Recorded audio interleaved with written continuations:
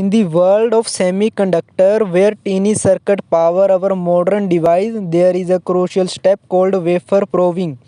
Wafer probing is the electrical testing of an individual die on a semiconductor wafer. A wafer probe uses a probe card, a custom designed circuit board with microscopic needle to make contact with the probe pad on each die. These pads are like electrically port that allow the prober to send test signal to the circuit and measure its response. The prober carefully moves the wafer, align the probe tip with each die, and perform a series of electrical tests. It checks for defect, measure performance parameter, and verify that the circuit function as designed. The result of wafer probing are crucial for yield analysis, identify any defective die, and determine the overall production yield.